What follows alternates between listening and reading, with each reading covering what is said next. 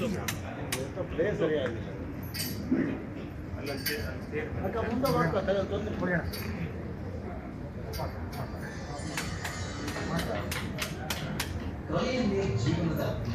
ಕೊಂಡರು, ಬಣ್ಣಗಳ ಮೂಲಕ ಭಾವನೆಗಳನ್ನು ಮೂಡಿಸಿದರು, ಕಲೆಗಾಗಿ ಜೀವಿಸಿದರು. ಅವರೇ ಶ್ರೀ ನೀರ್ನಳ್ಳಿ ಗಣಪತಿ ಸೀತಾರಾಮ ಹೆಗಡೆ. 1951ರಲ್ಲಿ ಶ್ರೀ ಸೀತಾರಾಮ ಹೆಗಡೆ ಮತ್ತು ಶ್ರೀಮತಿ ಲಕ್ಷ್ಮೀ ಹೆಗಡೆ ದಂಪತಿಗಳಿಗೆ ಜನಿಸಿದ ನೀರ್ನಳ್ಳಿ ಗಣಪತಿ ಅವರು ಬಾಲ್ಯದಿಂದಲೇ ಸೃಜನಶೀಲತೆಯ ಮಿಡಿತವನ್ನ ತಮ್ಮೊಳಗೆ ಹೊತ್ತು ಬೆಳೆದರು. ಊರಲ್ಲೇ ಪ್ರಾಥಮಿಕ ಶಿಕ್ಷಣ ಪಡೆದು ಶಿರಸಿಯ ಮಾರಿಕಾಂಬಾ ಪ್ರೌಢಶಾಲೆಯಲ್ಲಿ ಮಾಧ್ಯಮಿಕ ಶಿಕ್ಷಣ ಮುಗಿಸಿದರು.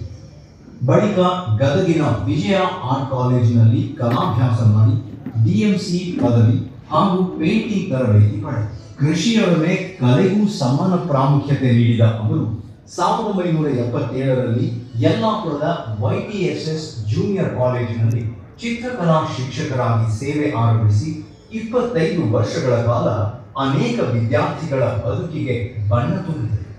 ಅವರ ಶ್ರೇಷ್ಠ ಸೇವೆಗೆ 1992ರಲ್ಲಿ ಅತ್ಯುತ್ತಮ ಕಲಾ ಶಿಕ್ಷಕ ಪ್ರಶಸ್ತಿ ದೊರೆಯಿತು. 1978ರಿಂದ ವ್ಯಂಗ್ಯ ಚಿತ್ರಗಳ ಲೋಕಕ್ಕೆ ಕಾಲಿಟ್ಟ ಗಣಪತಿ ಅವರು ಕನ್ನಡದ ಎಲ್ಲ ಪ್ರಮುಖ ಪತ್ರಿಕೆಗಳಲ್ಲಿ ತಮ್ಮ ಕಾರ್ಟೂನ್ಗಳ ಮೂಲಕ ವಿಶಿಷ್ಟ ಗುರುತನ್ನು ಪಡೆದರು. ಸುಮಾರು 15,000ಕ್ಕೂ ಹೆಚ್ಚು ವ್ಯಂಗ್ಯ ಚಿತ್ರಗಳು ಪ್ರಕಟವಾಗಿ ಅವರ ಕಲಾ ಸಾಮರ್ಥ್ಯಕ್ಕೆ ಸಾಕ್ಷಿಯಾಯಿತು. 2002ರಲ್ಲಿ ನಾಡಿನ ಉತ್ತಮ ವ್ಯಂಗ್ಯ ಚಿತ್ರಕಾರ ಎಂಬ ಗೌರವ ದೊರೆಯಿತು. ದಾನದಲ್ಲಿ ಚಿತ್ರ ಬರೆಯುವ ಅಪೂರ್ವ ಪ್ರತಿಭೆಯಿಂದ ಅವರು ವೇದಿಕೆ ಕಾರ್ಯಕ್ರಮಗಳಲ್ಲಿ ಜನಮನಗೆದ್ದರು. ಕರ್ನಾಟಕದಲ್ಲಿ ಅಷ್ಟೇ ಅಲ್ಲದೆ ಮಹಾರಾಷ್ಟ್ರ, ನಾಗಪುರ, ಕಲ್ಕತ್ತಾ ಮತ್ತು ಚೆನ್ನೈ ಮುಂತಾದ ಸ್ಥಳಗಳಲ್ಲಿಯೂ ಗಾನ ಕುಂಚ ಕಾರ್ಯಕ್ರಮಗಳ ಮೂಲಕ ತಮ್ಮ ಕಲೆಯನ್ನ ಪ್ರದರ್ಶಿಸಿದರು. ಶ್ರೀ ರಾಘವೇಶ್ವರ ಭಾರತಿ ಮಹಾಸ್ವಾಮಿಗಳ ರಾಮಕಥಾ ಕಾರ್ಯಕ್ರಮಗಳಲ್ಲಿ ಸುಮಾರು 300 ವೇದಿಕೆಗಳಲ್ಲಿ ಆಶು ಚಿತ್ರಕಾರನಾಗಿ ಪಾಲ್ಗೊಂಡು ಗುರುಕೃಪೆಯ ಜೊತೆಗೆ ಜನಪ್ರಿಯತೆಯನ್ನು ಗಳಿಸಿದರು. ಅನೇಕ ಪುಸ್ತಕಗಳಿಗೆ ಮುಖಪುಟ ಮತ್ತು ಒಳ ಚಿತ್ರಗಳನ್ನು ರಚಿಸಿದ್ದಾರೆ. 1995ರಲ್ಲಿ ಹಿಂದೂಸ್ತಾನ್ ಟೈಮ್ಸ್ ಕ್ಯಾರಿಕೇಚರ್ ಸ್ಪರ್ಧೆಯಲ್ಲಿ ಮೆರಿಟ್ ಪ್ರಶಸ್ತಿ, 1994ರಲ್ಲಿ ಮಂಗಳೂರು ಶಿಕ್ಷಕರ ಸಮ್ಮೇಳನದಲ್ಲಿ ಸನ್ಮಾನ, 2014ರಲ್ಲಿ ಸಪ್ತಕ ಸಂಗೀತ ಸಂಸ್ಥೆಯಿಂದ ಗೌರವ ಮತ್ತು 2018ರಲ್ಲಿ ವಿಶ್ವ ಹವ್ಯಕ ಸಮ್ಮೇಳನದಲ್ಲಿ ಹವ್ಯಕ ಸಾಧಕ ರತ್ನ ಪ್ರಶಸ್ತಿ ಸೇರಿದಂತೆ ಅನೇಕ ಗೌರವಗಳು ಇವರಿಗೆ ಲಭಿಸಿವೆ.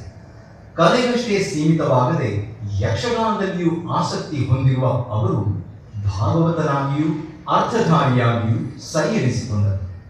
ಮರ್ಮಜ್ಞ ದರ್ಶನ ಮತ್ತು ಕುಂಚಕಜ್ಜಾಯ ಎಂಬ ಅವರ ಕೃತಿಗಳು ಸಾಹಿತ್ಯ ಲೋಕದಲ್ಲಿ ವಿಶಿಷ್ಟ ಸ್ಥಾನ ಪಡೆದಿವೆ. ವಿಶೇಷವಾಗಿ ಕುಂಚಕಜ್ಜಾಯ ಕೃತಿ ಹಲವು ಮುದ್ರಣಗಳನ್ನು ಕಂಡು ಜನಪ್ರಿಯತೆಯನ್ನು ಗಳಿಸಿದೆ.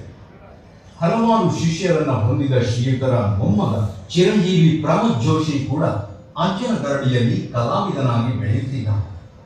100 ತರಬೇತಿ ಶಿಬಿರಗಳಲ್ಲಿ ಭಾಗವಹಿಸಿ ಮಾರ್ಗದರ್ಶಕರಾಗಿ ಸೇವೆ ಸಲ್ಲಿಸಿದ ಇವರು ಕೃಷಿಕನಾಗಿ, ಕಲಾವಿದನಾಗಿ, ಕಲಾ ಶಿಕ್ಷಕರಾಗಿ ಮತ್ತು ವ್ಯಂಗ್ಯ ಚಿತ್ರಕಾರನಾಗಿ ಸಮರ್ಪಿತ ಜೀವನವನ್ನು ನಡೆಸುತ್ತಿದ್ದಾರೆ.